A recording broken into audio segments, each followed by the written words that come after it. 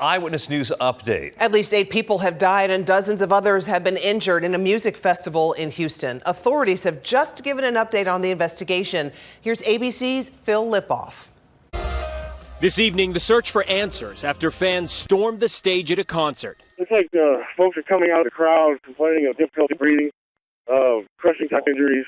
Seems like the crowd is compressing, from what I can tell. All reported that people were getting stepped on. Houston native Travis Scott was performing at the Astroworld Music Festival when the crowd suddenly surged. An Apple Music live stream showed him stopping his performance several times after spotting fans in distress. We need somebody to help him. Somebody passed out right here. Witnesses were stunned. We were in the back, and then we got pushed all the way close to the front, so we're we can see Travis just standing, but we kept hearing stop the show, stop the show. We did see a couple of people pass out.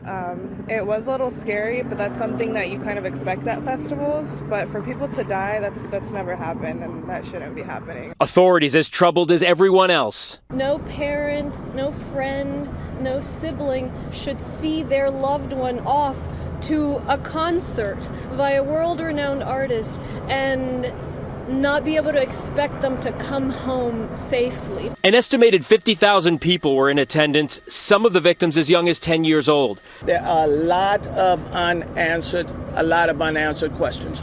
It is important for us to ascertain from last night what took place, what happened, where missteps may have occurred. Video captured prior to the stampede showed hundreds of people rushing checkpoints and destroying security property at the entrance. Scott issuing this statement on Twitter saying he's devastated by what took place. Live Nation, which organized the event, canceled Saturday's concert in the interest of public safety. Phil Lipoff, ABC News, New York. And during today's press conference, Houston police also confirming they are investigating the possibility that some people at the festival were injected with something. We do have a report of a security officer, according to the medical staff that was out and treated him last night, that he was reaching over to restrain or grab a citizen, and he felt a prick in his neck. When he was examined, he went unconscious. They administered Narcan. He was revived, and the medical staff did notice a prick that was similar to a prick that you would get if somebody's trying to inject. And the chief says that Live Nation is working with authorities and is planning to give them more video from the festival later tonight. A Bensenville police officer was shot while responding to a domestic call early this morning. ABC 7's Trey Ward has more on what happened. And neighbors we spoke to recall hearing at least 6 shots coming from the second-floor apartment complex where they say a mother lived with her 2 children. Neighbors now left shocked about this developing case. That's the thing. This family is it's a really good family. I've seen them and they look like they get along pretty well together. People who live here in disbelief following a scary few hours overnight. It was just before 1 Saturday morning when Bensenville police say a domestic disturbance quickly turned into a violent encounter. Police called to this apartment complex on South York Road just off of East Wood Avenue. Officers rushing in to quell an argument when investigators tell us a suspect fired a gun multiple times, striking a responding officer. They tell us that there was an active shooter obviously inside the apartment, and it was one of our neighbors. As I know, this family is a really good family. We've been knowing them since they moved in recently. It's a 13-year-old girl, a lady, and a son. The officer taken immediately to a hospital for surgery as his condition at this time remains unknown. A suspect was taken into custody. As investigators tell us, there's no danger to the public. It does worry me and my family. We don't know who's living next to us, but like I said, who knows the situation that they're going through. And police say the suspect and other individuals were not injured in this shooting as the incident remains under investigation. In Bensenville, I'm Trey Ward, ABC 7 Eyewitness News. The Chicago Blackhawks have fired head coach Jeremy Colleton and 2 assistant coaches. Colleton had been the head coach of the Hawks for the last 3 seasons, but the team is off to a dismal start this season, so far winning just 1 game. Derek King, who was the head coach of the Roxford Ice Hogs, will be taking over as the interim head coach. King will make his debut with the Hawks tomorrow night at the United Centers when they play the Nashville Predators.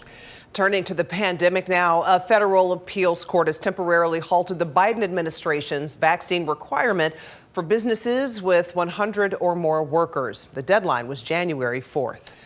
The city and church leaders in Chicago gathering today in a moment of prayer for COVID-safe holidays. And as Mayor Kawash reports, they are reminding people about deadlines which are approaching in order to be fully vaccinated before gatherings begin. The push is on to get people vaccinated ahead of the holiday season. Time is running out for you to be fully protected for those Thanksgiving gatherings. Today, Mayor Lightfoot traveling across the city to send that message, while Walgreens is preparing to vaccinate thousands of kids locally. We continue to call on you to enter in to see us through every situation. Praying for safety and good health this holiday season. The mayor making one of many pit stops at local churches for a day of prayer across Chicago's 77 neighborhoods. This special event is intended to lift our communities in prayer and emphasize the need for a safe holiday season. With the holidays fast approaching, time is running out to be fully vaccinated for those gatherings. As you can see, you would need to get that J&J shot or your second dose of the other two vaccines by November 11th to be protected by Thanksgiving. Other dates also approaching for Hanukkah, Christmas, and Kwanzaa. Always a time of family and unity, and we hope that as the curve keep bending, people will get the vaccine, and that we'll have a healthy Thanksgiving and people can join together. Kids 5 to 11 years old are now able to get the Pfizer vaccine and can at least get partially vaccinated by Thanksgiving. The city says 200 locations across Chicago will be giving doses to children by next week, and the clinics are meant to be in vulnerable communities. As always, we prioritized vaccine for some of the hardest hit communities, some of the federally qualified health centers and other larger pediatric clinics, especially in areas that have been hardest hit. But the whole city is going to be able to receive vaccine. Walgreens also helping families fight COVID, offering COVID shots for kids at more than 10,000 locations nationwide starting today. I'm Mayor Kawash, ABC 7 Eyewitness News. The Chicago Teachers Union and United Teachers Los Angeles gathered this morning for a virtual roundtable about challenges teachers are facing during the pandemic, one being weekly testing for COVID-19. They are not getting tested regularly. So in our building, a tester shows up. They don't really communicate with our administration when they're coming. Sometimes they don't show up. They show up for an hour and a half, and they almost never get through the entire list of people. And the teachers' goal is to collaborate with each other about bargaining tactics to ensure children and teachers are safe in schools. Earlier this week, Chicago's top doctor said there is no need to test every student weekly. President Joe Biden is touting a big success for his agenda today after the United States House of Representatives approved his $1 trillion infrastructure package. The midnight vote almost failed, but it succeeded with the help of 13 Republicans who crossed the aisle to vote yes. The legislation calls for the largest investment in decades in roads, bridges, rail lines, and airports. You'll see the effects of the bill, this bill, probably starting within the next 2 to 3 months as we get things, shovels in ground, people being told they're going to be working, doing the following things, and things are going to move. It is a bill that's paid out over a number of years. There's still a second part of the president's agenda, a $1.85 trillion plan for educational and environmental issues. The House Speaker Nancy Pelosi has said that she hopes it will be passed before Thanksgiving.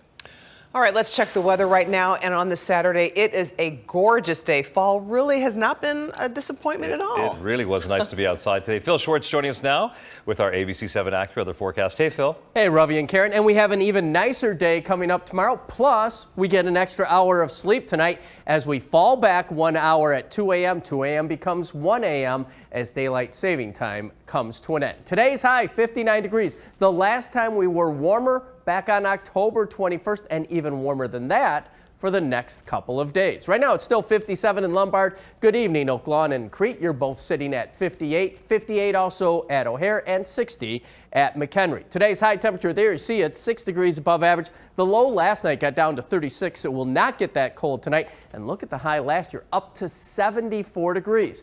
Overnight tonight, mostly clear skies. We start out tomorrow in the upper 30s to mid 40s. Not bad for this time of year. And then during the afternoon, look at these highs. area-wide low, maybe even a few mid-60s showing up. As we get into Monday, more of the same.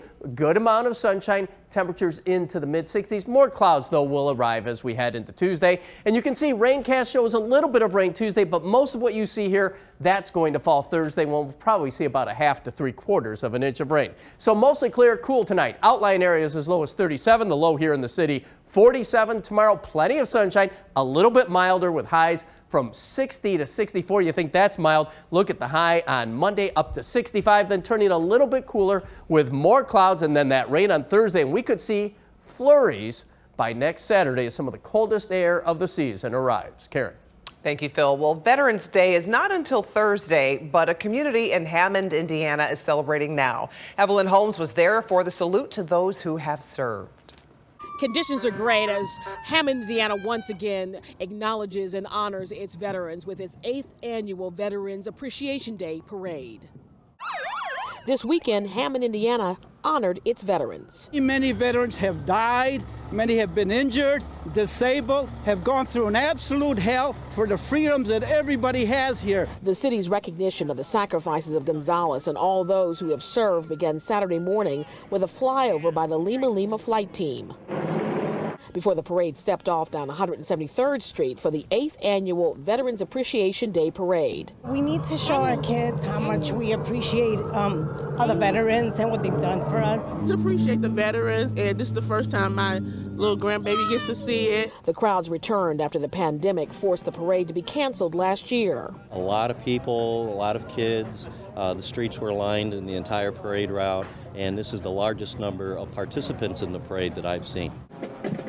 There were cheers for this year's parade and its grand marshal, longtime Hammond City Councilman and U.S. Army vet Dan Spatali. This bonds all of us together, all of us in military do so, and friends and relatives. Today's parade also celebrated people of color in the military and the Buffalo Soldiers. It's the forgotten slaves.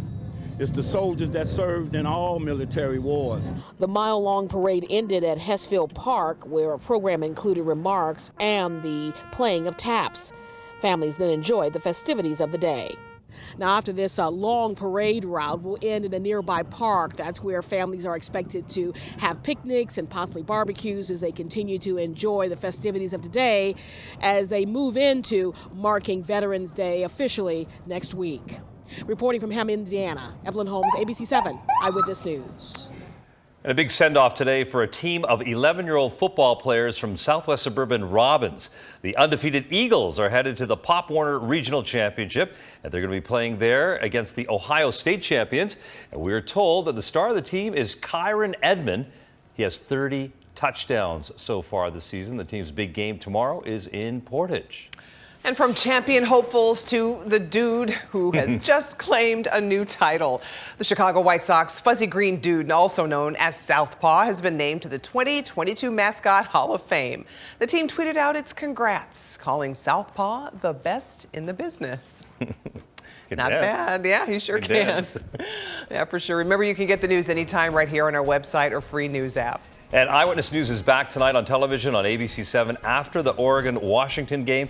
Hope to see you then. See you then.